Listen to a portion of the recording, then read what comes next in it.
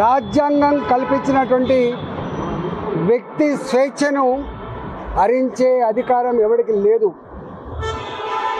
కేవలం anti social elements, దేశద్రోహుల మీద, టెర్రరిస్టుల మీద, ప్రజల ప్రాణాలను హరించేటువంటి దుర్మార్గుల మీద ఏ నిఘా అయితే ఇంటెలిజెన్స్ వ్యవస్థ పెట్టాలో వాళ్ళ మీద కాకుండా ప్రతిపక్ష పార్టీల నాయకుల మీద, నాయకుల కుటుంబ సభ్యుల మీద, నాయకుల పిఎస్లు, పిఏలు, పిఆర్ఓల మీద, చివరికి నాయకుల గన్మెన్ల మీద కూడా నిఘా పెట్టడమే కాకుండా, ఫోన్ ట్యాపింగ్ చేయడమే కాకుండా నాలాంటి వాడు ఏ క్షణంలో ఎక్కడ ఉన్నాడు, ఎవరితో మాట్లాడుతున్నాడు, ఏం చేస్తున్నాడు, ఇట్లాంటి నిఘా ఇవాళ కొత్తగా పెట్టలే. 2018లో నేను హుజరాబాద్లో పోటీ చేసినాడు, నన్ను ఓడగొట్టాలని చెప్పి మొట్టమొదటి ప్రయత్నం జరిగింది. నేను ఆనాడు ఇంకా గవర్నమెంట్లో ఉన్నా. 2021లో హుజరాబాద్ బై ఎలక్షన్స్ వస్తే 6 నెలల కాలం పాటు అక్కడ ఎన్నికల ప్రచారం జరిగితే పొద్దున్న సాయంత్రం నేను ఏ కార్యకర్తతో మాట్లాడుతున్నా, ఏ ప్రజలతో మాట్లాడుతున్నా, ఏం మాట్లాడుతున్నా ఇవన్నీ కూడా ట్యాప్ చేసి రాత్రి కల్లా వాళ్ళ ఇళ్ళలో పోయి, బిడ్డ నువ్వు ఈటల ఆయనతో మాట్లాడినావు, ఇది మాట్లాడినావు, నువ్వు ఆయనకు కనుక సపోర్ట్ చేస్తే ఇగో నీకు నష్టం ఇది జరుగుతుంది, లేకపోతే నీకు ఇగో ప్రలోభం పెడతా అని చెప్పి డబ్బుల ఆశ చూపి, పదవుల ఆశ చూపి, అధికారంతో బెదిరించి ఇవాళ ఓడగొట్టేటువంటి దుర్మార్గంగా ప్రయత్నం చేసినట్టుగా ఇవాళ వందల ఎవిడెన్సెస్ ఇవాళ ఇక్కడ చూపించడం జరిగింది. మా నాయకుల మధ్య జరిగిన సంభాషణలు కూడా ఇవాళ కాల్ డేటాలో వాళ్ళు చూపించడం జరిగింది. 2023లో గజ్వేల్లో పోటీ చేసినప్పుడు కానీ, మళ్ళీ హుజరాబాద్లో పోటీ చేసినప్పుడు కానీ ఇదే దుర్మార్గమైనటువంటి పద్ధతి కొనసాగింది. మేము మునుగోడులో బై ఎలక్షన్స్ వచ్చినాడు ప్రతి క్షణం మేము ఎక్కడ పడుకున్నాం, ఎక్కడ తింటున్నాం, ఎవరితో మాట్లాడుతున్నాం, ఏం చెప్తున్నాం, ఇవన్నీ కూడా అంటే కేవలం దమ్ము లేనివాడు, ధైర్యం లేనివాడు, డైరెక్ట్గా యుద్ధం చేసేటువంటి సత్తా లేనివాడు ఇట్లాంటి దుర్మార్గాలు కొనిగడతాడు. ఇవన్నీ నేను డిమాండ్ చేస్తున్నా ఈ ప్రభుత్వానికి. ఇప్పటికే సంవత్సరాలు గడిచిపోయింది. మీరు అనేక కమిషన్లు వేసిండ్రు. ఇవాళ విద్యుత్ కొనుగోళ్ల మీద కమిషన్ వేసిండ్రు, ఏమైందో తెలియదు. ఇవాళ ఫోన్ ట్యాక్ మీద కమిషన్ వేసిండ్రు, సంవత్సరం అవుతుంది, ఏం చేస్తారో తెలియదు. ఇవాళ కాళేశ్వరం మీద కమిటీ వేసిండ్రు, ఇంతవరకు రిపోర్ట్ రాలే. నాకు అనిపిస్తోంది ప్రభుత్వానికి నిజాయితీ ఉందా లేదా. ఇవాళ బీఆర్ఎస్, బీజేపీ ఒకటని చెప్పి మాట్లాడేటువంటి రేవంత్ రెడ్డి గారు సమాధానం చెప్పవలసింది. ఇవాళ మీరు కనుక బీఆర్ఎస్, కాంగ్రెస్ పార్టీ కనుక లోపాయికారి ఒప్పందం లేకపోతే, లాలూచి పడకపోతే ఎందుకు తూతూ మంత్రంగా, ఎందుకు నత్త నడకన ఈ ఎంక్వైరీ జరుగుతూ ఉన్నాయి, ఎందుకు ఎంక్వైరీ రిపోర్ట్స్ బయట పెడతలేరు, ఎందుకు బాధ్యత మీద చర్య చేపడతలేరు, సమాధానం చెప్పాల్సిన బాధ్యత ఈ రాష్ట్ర ముఖ్యమంత్రి గారు ఉందని చెప్పి హెచ్చరిస్తాను. ఇవాళ ఎంత బాధ అవుతుందంటే ప్రభాకర్ రావు గారు డైరెక్ట్గా ఐపీఎస్ ఆఫీసర్ కాదు. ప్రభాకర్ రావు గారు ప్రమోట్గా ఐఏఎస్ కన్ఫర్డ్ అయ్యి ఇవాళ కేసీఆర్ తన సుట్టరికమా, తన చెప్తే పని నమ్మకంగా చేసేవాడా అంటే ఆఫీసర్లు చట్టానికి లోబడి పనిచేసే వాళ్ళు ఉండొద్దు, తన ఇష్టానికి లోబడి పనిచేసే వాళ్ళు ఉండాలని చెప్పి నిబంధనలకు విరుద్ధంగా ఎస్ఐబి అనేది ఒక బాధ్యతయుతమైన సంస్థ, దానికి ప్రభాకర్ రావు గారిని మొట్టమొదటిగా నియమించారు. 2020లో అనుకుంటా ఆయన రిటైర్డ్ అయ్యిండు. ప్రభాకర్ రావు గారు రిటైర్డ్ అయిన తర్వాత మళ్ళీ ఆయనకు ఎస్ఐబిలో కొనసాగించడం అంటే ఎంత బాధ్యతారహితమో, నిబంధనలకు ఎట్లా విరుద్ధమో, కేంద్ర ప్రభుత్వ మార్గదర్శకాలను ఎట్లా తుంగలు తొక్కిందో ఇంతకంటే నిదర్శనం లేదు. ఇదే ఎలిజిబిలిటీ లేని, ఒకవేళ ఆయన నిజంగానే ఎఫెక్టివ్గా పనిచేసే ఆఫీసర్ అయితే, గొప్పవాడే అయితే ఓఎస్గా పెట్టుకోవచ్చు, వేరే బాధ్యతలు పెట్టుకోవచ్చు, వాళ్ళ సలహాదారుగా నియమించుకోవచ్చు, సూచనలు సలహాలు తీసుకోవచ్చు, కానీ బాధ్యతాయుతమైన పోస్టుల్లో పెట్టద్దు. కానీ రిటైర్డ్ అయినటువంటి ప్రభాకర్ రావుని ఒక ఐపీఎస్ ఐజీపీ స్థాయిలో ఉన్న ఆఫీసర్ చేయాల్సిన డ్యూటీలో అక్రమంగా నియమించిండు. ఎస్ఐబిలో అక్రమంగా నియమించడమే కాకుండా చాలా కీలకమైన రాష్ట్ర భవిష్యత్తు కానీ దేశ భవిష్యత్తు కానీ ఇంటెలిజెన్స్ డిపార్ట్మెంట్ ఉంటుంది. ఈ ఇంటెలిజెన్స్ డిపార్ట్మెంట్ ఇవాళ రాష్ట్రంలో ముఖ్యమంత్రి దగ్గర ఉంటుంది.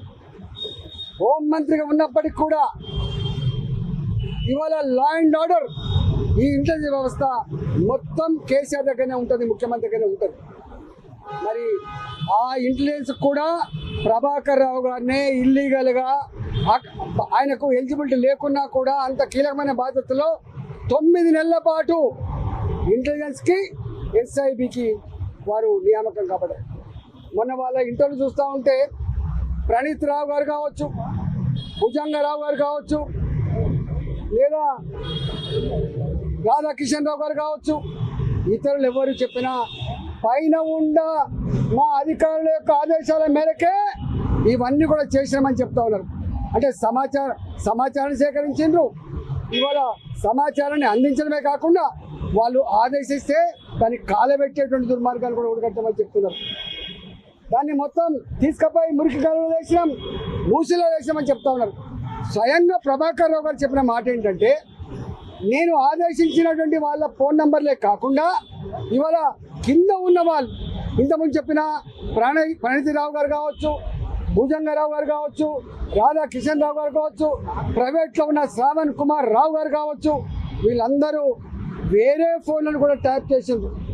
బిజినెస్ పీపుల్ ఒక ఫోన్ నంబర్లు కావచ్చు, సినిమా రంగంలో ఉన్న వాళ్ళు కావచ్చు, ఇవాళ అనేక వాళ్ళ ఈ ఫోన్ ట్యాప్ చేసిండ్రు. బాధ అనిపించే sad part of the democracy.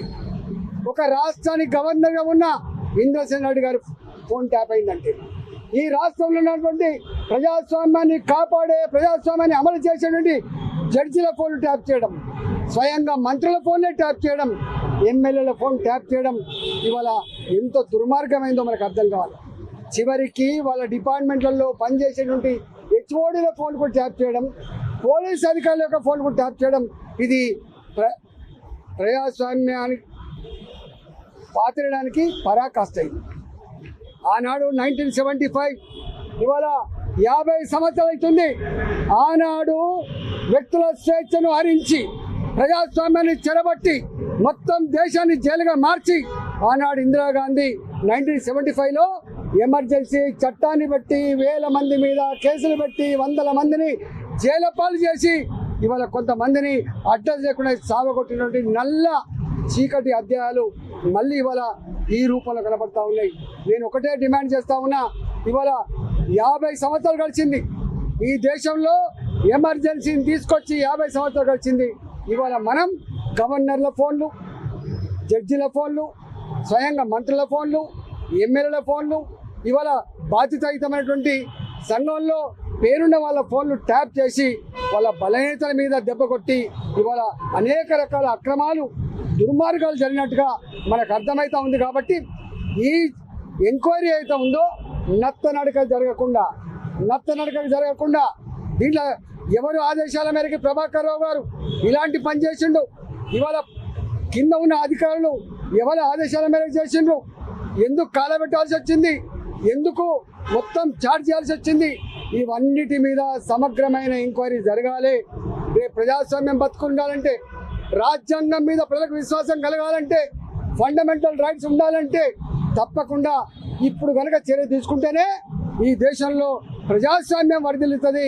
ఈ దేశ ప్రజాస్వామ్య వ్యవస్థ మీద ప్రజలకు ఒక విశ్వాసం ఉండేటువంటి ఆస్కారం ఉంటుంది తప్ప లేకపోతే లేదు. కాబట్టి వాళ్ళు ఎంతటి వారైనా తప్పకుండా దీని మీద విచారణ సమగ్రంగా చేయాల్సిందే, దోషులను ఐడెంటిఫై చేయాల్సిందే, చట్ట ప్రకారంగా శిక్షించవలసిందే, ప్రజాస్వామ్యాన్ని కాపాడవలసిందే, ప్రజలకు ఒక గొప్ప సందేశం పంపాల్సిన బాధ్యత ఉందని చెప్పి నేను డిమాండ్ చేస్తా ఉన్నా. లేకపోతే ఈ ప్రభుత్వం కూడా ఇవాళ వాళ్ళతో కొలుడైనట్టుగా భావించవలసి ఉంటుందని చెప్పి ఇవాళ ప్రభుత్వాన్ని కూడా నేను హెచ్చరిస్తా ఉన్నా.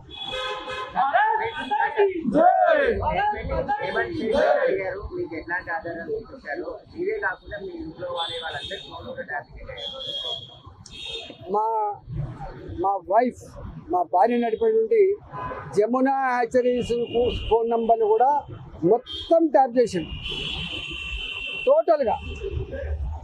మా వాళ్ళు బిజినెస్లో ఏ మెసేజ్ అయితే పంపుకుంటారో, మేమేమైనా మెసేజ్ పంపుతామో అవన్నీ కూడా వాళ్ళ దగ్గర రికార్డు దొరికింది. మొత్తం ఆ చార్ట్ అంతా కూడా నాకు ఇచ్చింది. నన్ను అడిగింది ఇవన్నీ మీవేనా అంటే ఇవన్నీ కూడా మావే.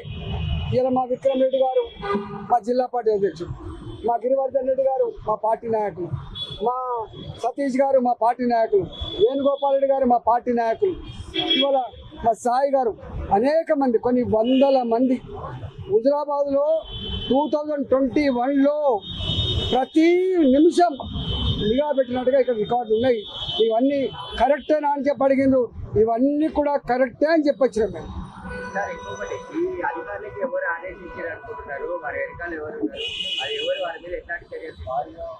ఇవాళ నేను మళ్ళీ చెప్తున్నా, వీళ్ళు శేషపిసలకు ఆస్కారం లేదు. ప్రణీత్ రావు గారు కానీ, మీకు శ్రవణ్ కుమార్ కానీ, లేకపోతే రాధాకృష్ణరావు గారు కానీ, తిరుపతయ్య గారు కానీ, వీళ్ళందరూ కూడా చెప్పిన మాట ఏంటంటే, మేము బాజాప్తా ప్రభాకర్ రావు గారి ఆదేశాల మేరకే ఫోన్ ట్యాప్ చేసాము. ప్రభాకర్ రావు గారి ఆదేశాల మేరకే ఈ సమాచారం అంతా కూడా సేకరించి ఇచ్చినాము. ప్రభాకర్ రావు గారు కూడా ఒక స్టేట్మెంట్ ఏమిచ్చిందంటే, నా కింద ఉన్న అధికారులు కూడా నేను చెప్పే ఫోన్లను చేసిండ్రు, చెప్పని వాడు కూడా చేసిండు అని చెప్పి, అంటే ఇంత మిస్యూజ్ చేసిండ్రు. ఎవరి అండతో? తప్పకుండా ఈ డిపార్ట్మెంట్ ముఖ్యమంత్రి గారి కంట్రోల్లో ఉంటుంది. ఈ ఇంటెలిజెన్స్ వ్యవస్థ కానీ, ఎస్ఐబి కానీ, లా అండ్ ఆర్డర్ కానీ, ఇవన్నీ కంట్రోల్ ఉండేది ముఖ్యమంత్రి దగ్గర ఉంటుంది. ఏ పీరియడ్లో ఇవి ట్యాప్ చేయబడ్డావో, ఏ పీరియడ్లో ఈ సమాచారం సేకరించబడ్డదో అప్పుడు ముఖ్యమంత్రి గారు ఎవరుంటారు? కేసీఆర్ గారు ఉంటారు. ఇవాళ ముఖ్యమంత్రి గారికి తెలవాలి. ఇవాళ ముఖ్యమంత్రి గారి కిందనే ఉంటుంది ఇంటెలిజెన్స్ వ్యవస్థ, ముఖ్యమంత్రి గారి కిందనే ఉంటుంది ఇవాళ ఎస్ఐబి వ్యవస్థ. ఇవాళ ఈ ముఖ్యమంత్రి గారు చెప్పాలి. మంత్రిగా పనిచేసిన సమయంలో మంత్రిగా పనిచేశారు. ఆ సమయంలో ఫోన్ ట్యాపింగ్ సంబంధించి చర్చ కానీ ఇట్లాంటి ప్రభాకర్ రావు మీట్ కావడం కానీ అట్లాంటివి జరిగినాయి ముఖ్యమంత్రి గారు. అసలు జనరల్గా ఇంటెలిజెన్స్ వ్యవస్థ కానీ, ఎస్ఐబి కానీ, ఈ రెండు చాలా కాన్ఫిడెన్షియల్గా పనిచేయాల్సిన డిపార్ట్మెంట్. ఇవాళ ఈ రూపంలో వాటి చరిత్ర ఇంత మలైన అవుతుందని, బయటకు వస్తుందని చెప్పి ఎవరు ఊహించలేదు. అంటే ఎంత బాధ అవుతుందంటే, భార్యాభర్తలు నేను నా భార్య ఇద్దరం మాట్లాడుకునే సంభాషణ కూడా వింటుందంటే ఎంత నీచానికి ఒడిగట్టిండు వీళ్ళు, ఎంత నీచానికి ఒడిగట్టిండు. ఇక ఇంతకంటే దుర్మార్గం ఏముంటుంది? ఒకవేళ ఈ ప్రభుత్వానికి దమ్ము లేకపోతే, ఈ ప్రభుత్వానికి నిజాయితీ లేకపోతే మేమున్నాం. సిబిఐకి అప్పచెప్పండి. ఎక్కడ ఏం జరిగిందో, ఎవరు దీంట్లో బాధ్యులో, ఎవరు దోషులో, వాడు ఎంతటి వారైనా పనిష్మెంట్ చేయగలిగే సత్తా సిబిఐకి ఉందని చెప్పి మేము డిమాండ్ చేస్తున్నాం.